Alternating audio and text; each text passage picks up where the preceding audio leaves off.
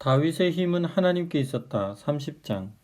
사흘 후 다윗과 그의 부하들이 시글락으로 돌아왔을 때에는 아말렉 사람이 이미 네겝과 시글락을 친 뒤였습니다. 그들은 시글락을 쑥대밭으로 만들어 놓고 불살랐습니다. 또한 나이와 상관없이 모든 여자를 잡아서 솥대처럼 끌고 갔습니다. 다윗과 그의 부하들이 마을에 들어섰을 때는 이미 온 마을이 잿더미가 되었고 그들의 아내와 자녀들이 모두 포로로 잡혀간 뒤였습니다. 다윗과 그의 부하들은 큰 소리로 울부짖었습니다. 기진맥진할 때까지 울고 또 울었습니다. 다윗의 두 아내 이스라엘 사람 아히노암과 나발의 아내였던 갈멜 사람 아비가일도 다른 사람들과 함께 포로로 잡혀갔습니다. 그러나 다윗의 공경은 그것으로 끝나지 않았습니다. 가족을 잃고 원통한 나머지 다윗을 돌로 치자는 말이 사람들 사이에서 나왔던 것입니다. 다윗은 자기가 믿는 하나님을 의지하여 힘을 냈습니다. 다윗은 자기가 믿는 하나님을 의지하여 힘을 냈습니다. 그는 아히멜렉의 아들인 제사장 아비아들에게 명령했습니다. 에봇을 내게 가져오시오. 하나님께 여쭈어 보겠습니다. 아비아들은 에봇을 가져와 다윗에게 주었습니다. 다윗이 하나님께 기도했습니다. 제가 이 침략자들을 쫓아가야 하겠습니까? 제가 그들을 따라잡을 수 있겠습니까? 하나님께서 응답해 주셨습니다. 그들을 쫓아가거라. 내가 그들을 따라잡을 것이다. 참으로 내가 모두를 구해낼 것이다. 다윗은 부하 600명을 데리고 갔습니다. 그들이 부솔 시내에 도착했는데 거기서 일부 나가조가 생겼습니다. 다윗과 부하 400명은 계속 추격했지만 200명은 너무 지쳐서 부솔 시내를 건너지 못하고 그곳에 남았습니다. 계속 추격해간 이들이 들판에서 우연히 한 이집트 사람을 만나 다윗에게 데려왔습니다. 그들이 빵을 주자 그가 먹고 물도 마셨습니다. 그들은 그에게 무화과빵 한 조각과 건포도빵 2덩이를 주었습니다. 그는 사흘 밤낮을 아무것도 먹지도 마시지도 못했는데 그제야 서서히 생기를 되찾았습니다. 다윗이 그에게 말했습니다. 너는 누구에게 속한 자냐? 어디서 왔느냐? 저는 이집트 사람으로 아말렉 사람의 종입니다. 그가 말했습니다. 사흘 전에 제가 병이 들자 주인이 저를 버리고 가버렸습니다. 우리는 그렛 사람의 네겝과 유다의 네겝과 갈렙의 네겝을 침략했습니다. 그리고 시글락을 불태웠습니다. 다윗이 그에게 물었습니다. 네가 우리를 침략자들에게 데려줄 수 있겠느냐? 그가 말했습니다. 저를 죽이거나 옛 주인에게 넘기지 않겠다고 하나님의 이름으로 약속해 주십시오. 그러면 제가 당신을 침략자들이 있는 곳으로 곧장 안내하겠습니다. 그는 다윗을 인도하여 아말렉 사람에게 갔습니다.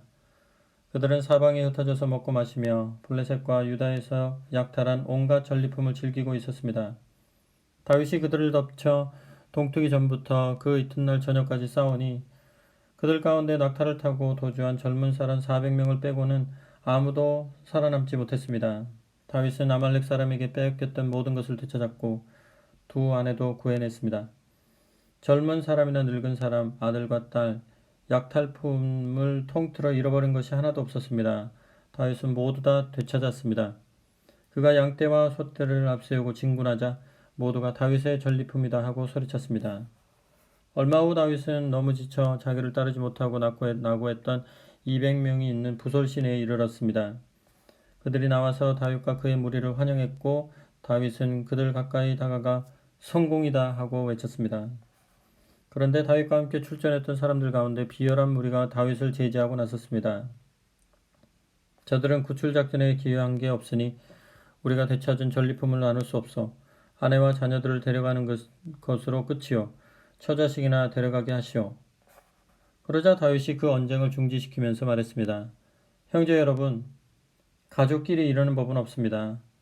하나님께서 우리에게 주신 것을 가지고 이렇게 처신해서는 안 됩니다. 하나님께서는 우리를 안전하게 지켜주셨고 우리를 공격했던 침략자들을 우리 손에 넘겨주셨습니다. 그러니 말도 안 되는 소리 따위는 집어치우십시다. 남아서 보급품을 지킨 자나 나가서 싸운 자나 몫은 같습니다. 똑같이 나눌 것입니다. 나누되 똑같이 나누십시오.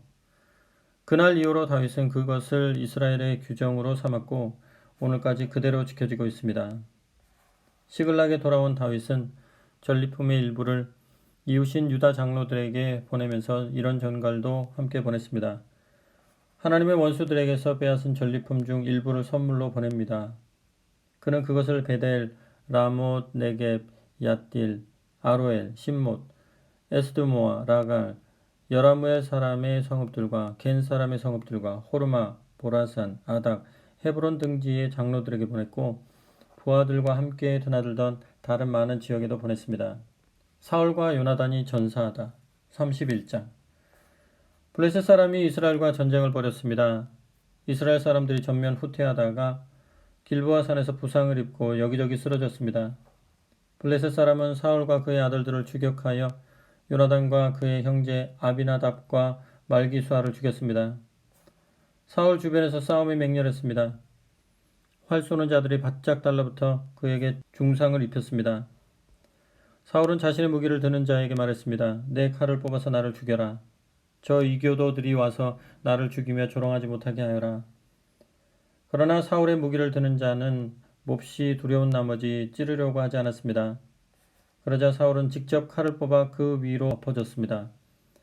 사울이 죽은 것을 보고는 무기를 드는 자도 자기 칼 위에 엎어져 함께 죽었습니다. 이렇게 사울과 그의 세 아들과 그의 무기를 드는 자, 그와 가장 가까웠던 자들이 그날 함께 죽었습니다.